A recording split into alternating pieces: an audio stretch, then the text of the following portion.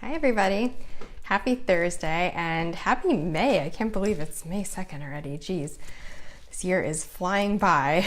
But anyway, if we haven't met before, my name is Susie Leachy. I'm a certified health coach and I specialize in women's fertility and hormone health.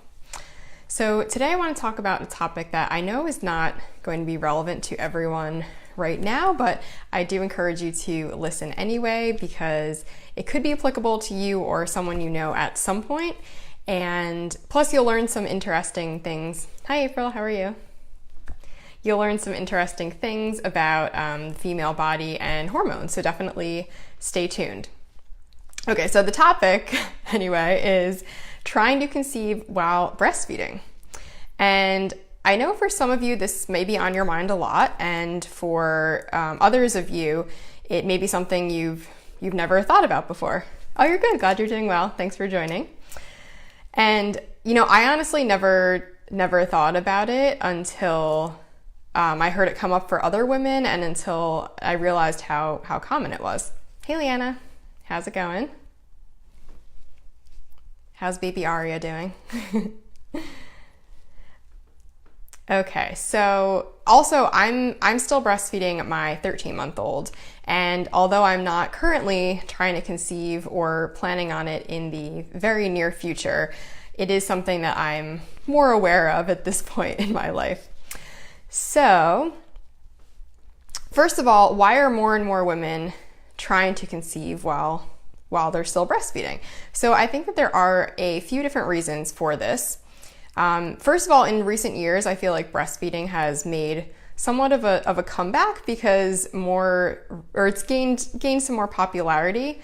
So more research has come out about the benefits. There have been more public figures that have been more open about breastfeeding. For instance, I don't know if you guys have seen, Chrissy Teigen posting on Instagram pictures of her breastfeeding, and there was a runway model who actually walked down the runway while breastfeeding her 5-month-old. So it's being seen more, it's being displayed more, people are talking about it more, people are more comfortable with it. There's research again showing the benefits. So I think that's why it's kind of gained some popularity in recent years. Not that it's a new thing, of course, but anyway, so more women are breastfeeding in general, and therefore there are more women trying to conceive while breastfeeding. And more women so that's one reason, but I also feel like more women are waiting longer to start families.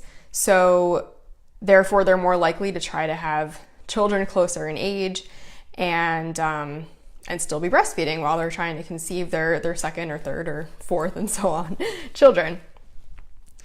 And I think the third reason that I see is that fertility challenges, unfortunately, are also on the rise. So women are having difficulty conceiving their first child, perhaps, or maybe a second child. And so then they want to make sure that they're able to have subsequent children, and they're trying to get pregnant sooner, in case it takes a long time, or maybe it took a long time the first go around or the second go around. Now they're older and they feel like time isn't on their side. So I think that's another factor as to why more women are trying to conceive while they're breastfeeding. So speaking of, trying to conceive a second, third, or fourth child, when is the ideal time to conceive subsequent children? I just want to touch on that a little bit. So there are definitely a lot of different factors that need to be considered. There's no real one-size-fits-all answer here, just like, a lot of the things that we talk about. But I do want to mention that the American College of Obstetricians and Gynecologists, also known as ACOG, does recommend waiting at least 18 months before getting pregnant with subsequent children. And they also strongly advocate to avoid pregnancy during the first 6 months postpartum.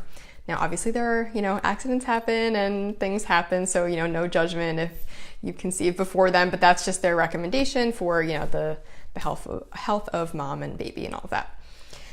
And the World Health Organization actually recommends waiting a full 2 years between pregnancies. But again, that's totally up to you and your family. Obviously, there are different different factors going on, so you have to kind of weigh the pros and cons for yourself. But even if you are waiting the 18 months or the 2 years that's recommended, you could still be breastfeeding at that point. You still could be breastfeeding at 18 months or 2 years. And if you haven't been there in the past and that seems like crazy to you, I just encourage you to listen anyway, because you never know how it's going to go for you. You may not breastfeed for as long as you want, or you may breastfeed for way longer, or you never know until you're in the situation. So just throwing that out there. But I just wanted to give some background before explaining why it can be challenging for some women to conceive while they're still breastfeeding, and then give you some suggestions. So when you are breastfeeding, your body releases a hormone called prolactin. Prolactin, prolactation, that's where the name comes from.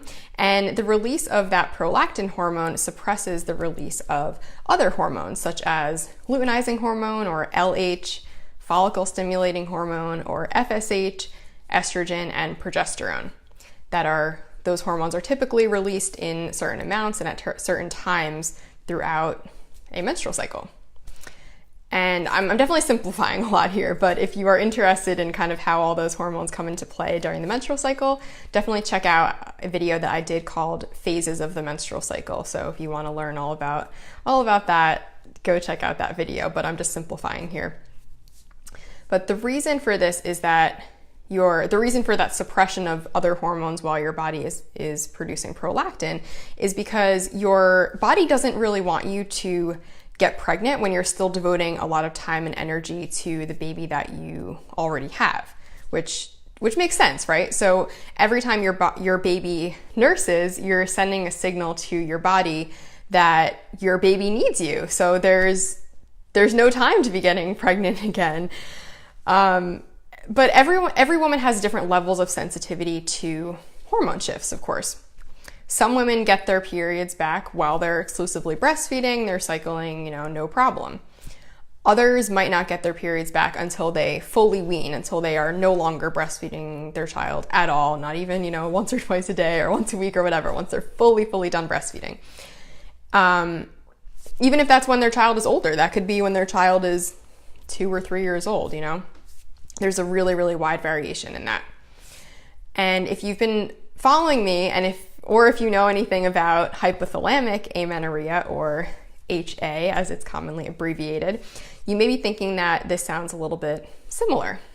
And it's true, because some women have very sensitive hypothalamuses. That's the front part of your brain that controls the pituitary gland where your hormones are released from. And so some women have very sensitive hypothalamuses, myself included, and they stop getting their period when their bodies are under too much stress, or when the demands of other things like breastfeeding and caring for a child are too much. So you've probably seen some women seem to just cycle no matter what, no matter the circumstances, while others, conditions have to be just so, the stars have to align for them to cycle regularly. So if you are a woman who doesn't have her period at all while breastfeeding, but you want to try for another baby, or you have your period while you're breastfeeding, but you're having trouble getting pregnant, or maybe your cycle's irregular, or maybe you have a short luteal phase, all really, really common with breastfeeding, there are a few things that you can do. So the standard advice, as I'm sure you could probably guess, and you've looked up if you're in this situation, is to cut down on breastfeeding. Makes sense, right? It can be really effective. For instance, some people will get their period back when they stop nursing at night. For others, it's reducing the number of feeds, introducing more solids, etc. Because then you're producing less prolactin, because you're not breastfeeding as much, of course, and that sends a signal to your body that you have enough time and energy for another baby and to resume menstruation. So I don't recommend this. It can be very effective, but I don't recommend this for moms of newborns or very young babies. Honestly, I don't recommend getting pregnant when you have a newborn anyway. If it happens by accident, it happens, make the best of it. But, ideally it takes your body a while to recover from pregnancy and childbirth. and you're probably still exhausted and depleted, just not the ideal time. Again, no judgment if you're in that situation, but not the ideal time. But that can work if you feel like you and your child are ready to wean and your child's a bit older, then yes, cutting down or eliminating night nursing, things like that, can help to bring on your cycle or regulate it or increase your luteal phase, things like that. But what I really wanted to tell you guys about is that there's also a theory that it's not just the hormones at play here, but the fact that breastfeeding is such an energy draining process for your body. And so reproduction shuts down while you're breastfeeding because the body senses that it doesn't have enough energy to do both, to produce breast milk, which takes a lot of energy, and also your menstrual cycle, which takes energy as well. This is called the metabolic load hypothesis. And basically, there's a theory that shocking your body, for lack of a better word, through nutrition can actually kickstart your fertility again. There was a study that showed that a substantial increase in food consumption during lactation hastened the return of menstrual cycling and shortened the interval to the next conception. Pretty cool, right? So just like we know, again, from HA or hypothalamic amenorrhea, the female reproductive system is highly, highly sensitive to changes in energy availability.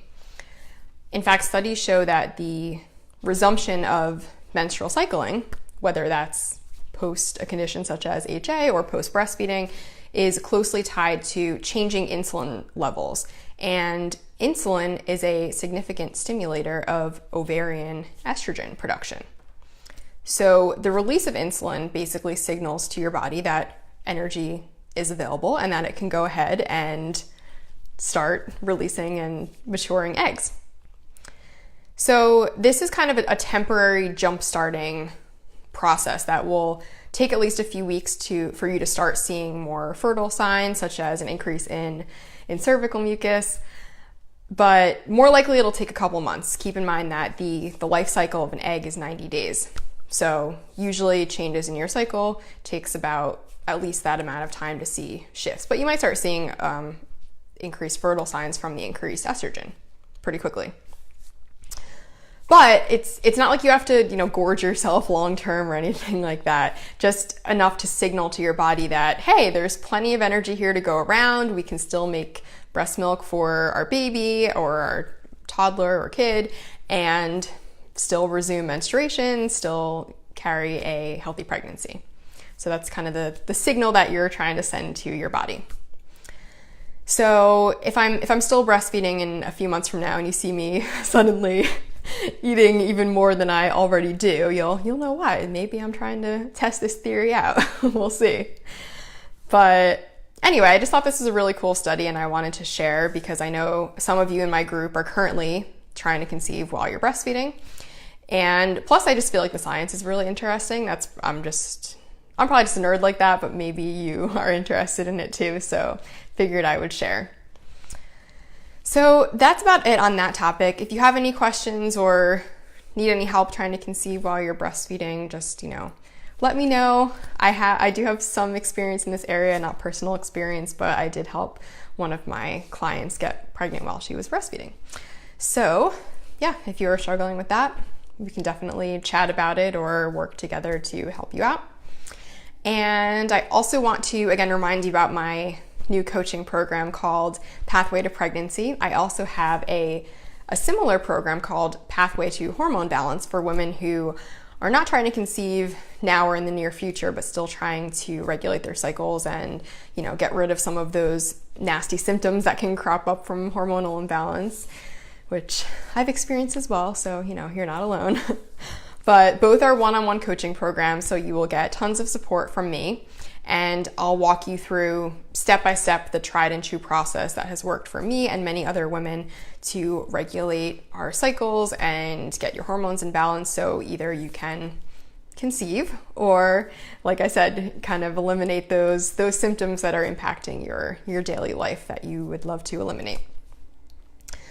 So if that sounds like something that interests you or you could benefit from, or you know someone who could benefit, please feel free to get in touch with me, send me a message, comment, whatever you'd like to reach me, and I'd be happy to send you more details. Also happy to get on the phone and share with you some more information and see if it's a good fit for you or someone maybe you're listening in and feeling like your friend could use my help. So feel free to spread the word.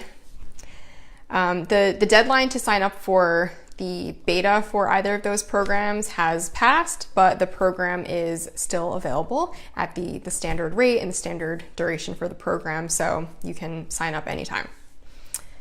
And let's see, what else did I want to tell you guys?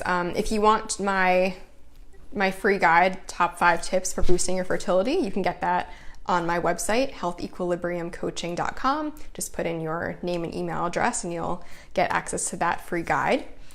I'll link to that. I also have another free guide that I've mentioned before, and that is my 5-day meal plan to help you regulate your cycle and get pregnant. So I'll link to that. That one is not directly from my website, but there's another link for that.